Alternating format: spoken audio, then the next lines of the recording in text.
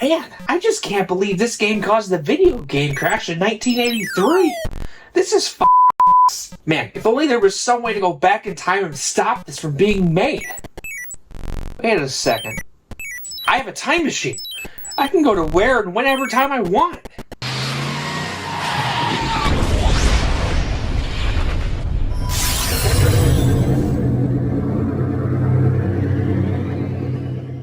Listen, I don't have much time. Whatever you do, under any circumstances, do not make a video game about the movie E.T. You will go down in history and be remembered forever. I gotta go. Remembered forever. I like the sound of that. Hey, Susie, get that f***ing show Spielberg on the line. I have an idea. It's me, Matt. I'm excited to announce that Atari has now acquired Xbox. No! God! No! Since the dawn of Pong, the video game industry has been a wild roller coaster of highs and lows. But let's fast forward to 1983. A year that etched itself as a dark chapter in gaming history. Picture this. 2 years ago, our visit to Atari found a company gorging itself with profits. Worldwide electronic violence was at its peak. In 5 years, Atari's video game sales had gone from $200 million to $2 billion. The early 80s, a time when video games were exploding in popularity. Arcades were buzzing with excitement, and everyone wanted a piece of the action with home consoles like the Atari 2600, promising endless fun. But lurking beneath the surface of this gaming paradise, trouble was brewing. In today's episode of Nostalgia Road, we're going to look at what caused the crash of '83, and how the industry adapted, evolved, and if we ever may be heading back to another crash in the not-so-distant future. The video game crash of 1983 wasn't just some sudden meltdown. It was like a pot simmering with all sorts of ingredients until it boiled over into chaos. Where's the lamb sauce? Come on. Where's the lamb sauce? Right here. The early 80s were like the Wild West of gaming. Atari consoles were flying off the shelves faster than you could say high score. Kids were even stealing quarters out of their parents' wallets and purses just to go to the arcade on a Friday night. But with all that excitement came a flood of developers itching to jump on the bandwagon. They cranked out games left and right, but unfortunately, quality often took a backseat to quantity. Take ET, the Extra-Terrestrial, for example. You may have heard the story a million times. It was supposed to be this big tie-in with the movie of the same name, but instead it was a glitchy mess that left players scratching their heads. The developer, Howard Scott Warshaw, was given only 5 weeks by Atari to build the game from the ground up before release. This might be the most famous story from the video game crash, but everyone was doing the same thing with their games. The industry was more focused on cashing in than making something people actually wanted to play. And let me tell you, gamers weren't too happy about it.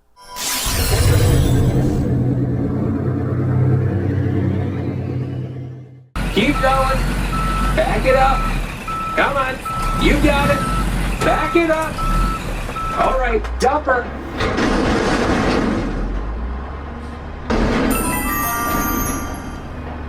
When you thought things couldn't get any more complicated, along came home computers like the Commodore 64, VCRs, and cable TV, offering up a buffet of entertainment options. You even had a million different console options like the ColecoVision, Intellivision, Magnavox Odyssey, and even multiple Atari variations. Suddenly, video games weren't the only option in town anymore. They had to fight for attention against all these other shiny distractions, including themselves, and let's just say it wasn't easy. Atari never got the message. What happened virtually overnight, more than 6,000 people lost their jobs. The company collapsed. The 80s weren't all leg warmers and neon. There was a recession that tightened belts and made folks think twice about where they spent their hard-earned cash. I don't know about you, but after getting ET, I would not want to spend any of my allowance on a game I had no idea about, even if it was on a movie that I really liked. Stop it. Get some help. Suddenly, dropping quarters at the arcade or buying the latest console wasn't as easy as it used to be. All these ingredients, poor quality games, layoffs, a tight economy, and more competition than ever, mixed together to create a recipe for disaster. Companies went belly up, stores were left with shelves full of unsold games and consoles, and a lot of folks found themselves out of a job. Some even said the whole gaming industry was dead in the water.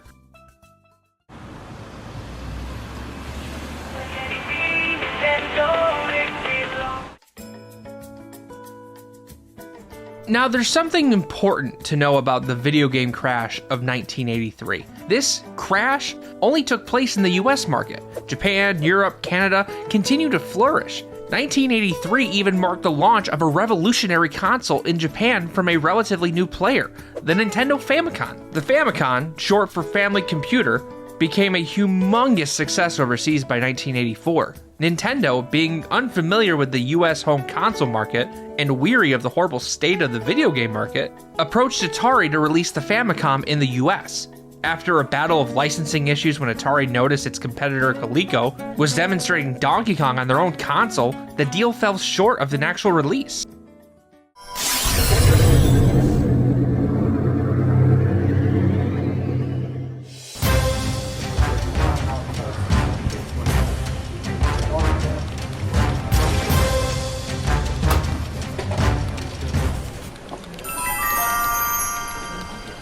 In 1985, Nintendo took the plunge in the United States and released the Nintendo Entertainment System, or NES for short. You may be wondering why they changed the name from Famicom. Well, after stores failed to sell their massive stock of consoles and video games, most retailers refused to carry and buy any more new product.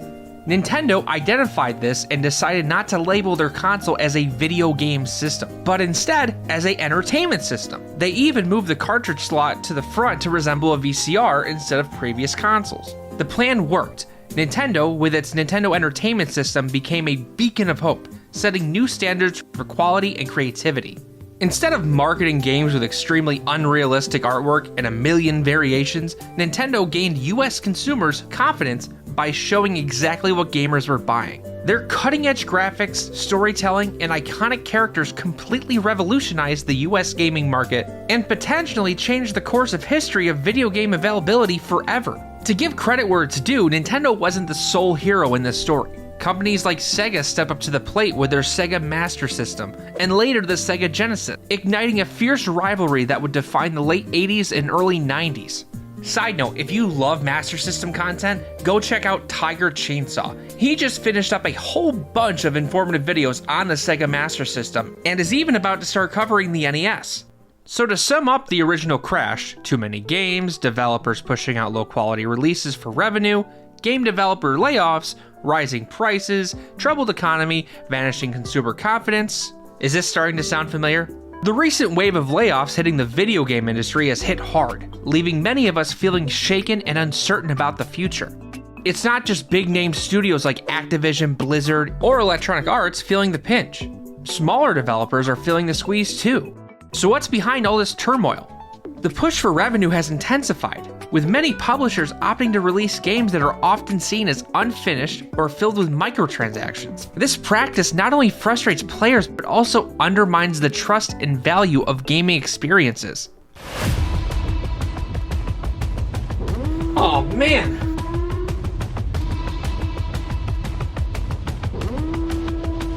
Oh man!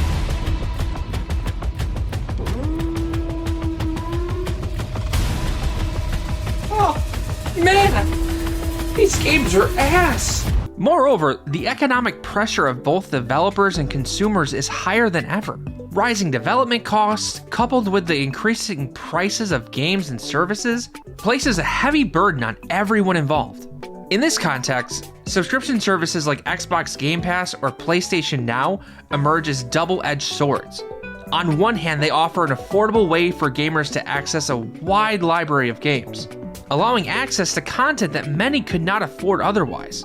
On the other hand, there's a concern that such models could devalue individual games and push developers towards prioritizing quantity over quality to maintain a consistent stream of content for these platforms. So could we be heading towards another crash? Well, the ingredients are there. Oversaturated market, a focus on profit over quality, economic pressures, and a shifting paradigm in how we consume games. However, the industry also has something it didn't have in 1983, a deeply interconnected and vocal gaming community, alongside developers who are genuinely passionate about creating meaningful experiences. If the industry continues down a path of prioritizing profits over passion, ignoring the voices of most of its dedicated supporters, and neglecting the importance of quality, we risk repeating the same mistakes that led to the crash of '83.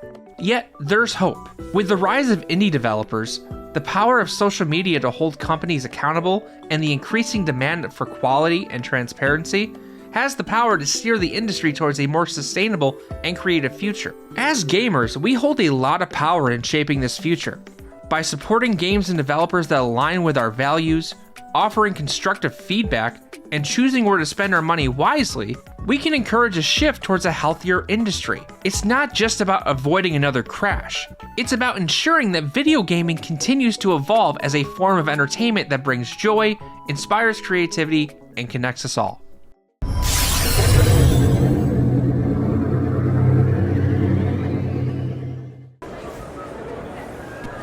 Yep. I'll take that. Did he just steal Chad Ball? I think he just stole Chad Ball. Get back here, you Chad.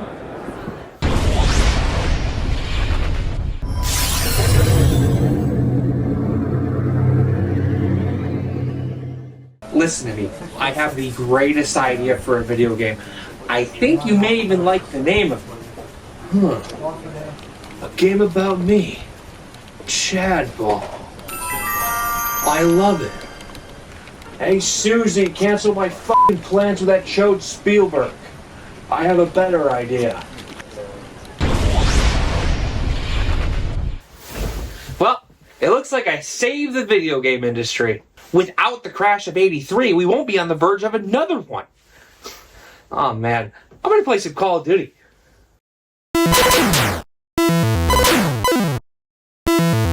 What the hell is this game? Something is not right.